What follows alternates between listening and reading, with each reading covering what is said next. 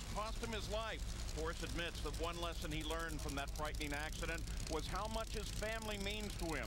We take a few moments to learn more about John Force and his children.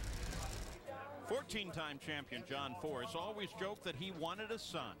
But ironically, fate bestowed upon him 4 daughters: Adra, Ashley, Brittany, and Courtney. In this Powerade PowerTime, we learn what it was like to grow up with a father who was building a racing empire. I was busy chasing the NHRA circuit. That's what I did. Chasing that championship year after year after year. I mean, 33 years. I was chasing it before they came along, and I chased it seems, right through the first 25 years of their life. You know, there was an old saying in our family, and it was true. When Lori would say, "Dad's home," the girls all ran to the TV. They thought he's on ESPN.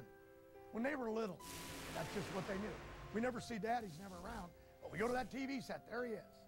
I was always mad at him. When he'd finally come home at like midnight, I would hear the door close and I'd wake up and run to his room even though I had to get up for school. And I'd be like crying if he had to leave. And I'd say, "Please just quit your job. I don't want you to race." I look at the videos and I cry. I sit and I cry. And like, my God, I had a chance. I was there. And Lori says you were there. But I know I was racing every moment. And that's the biggest mistake I made in my life. I remember when he would come home, it was just playtime for all of us. We knew we didn't have to go to bed at bedtime. We didn't even have to go to school if we could talk him into it. We could eat ice cream at 10 at night, and just all the rules that we were used to going by were just thrown into the wind. When they were little, I'd be on the road 2-3 months at a time. I couldn't afford to fly home. I drove the truck. What'd I do, just leave it out in the middle of the country? No, you didn't come home. And when you did, then you just wanted to grab them, hug them, kiss them, drive them crazy. Some of the dumb, embarrassing stuff I've done to make those kids laugh, you'd be amazed. Whoa, Max.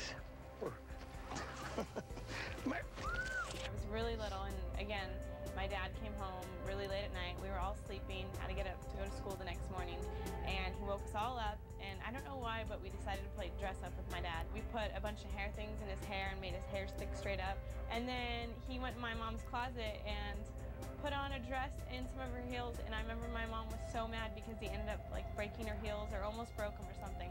But I totally remember that when I was little, and it was just, I mean, that's a story to explain how goofy my dad is and his personality, because that's how he is all the time.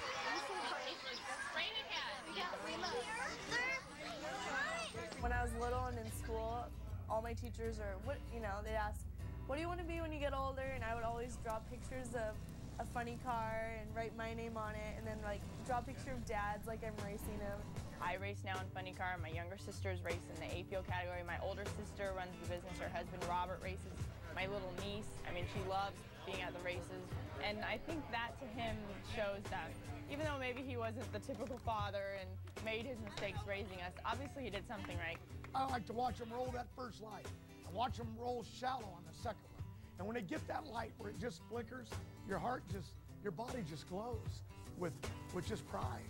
Like, wow, these little girls are doing it.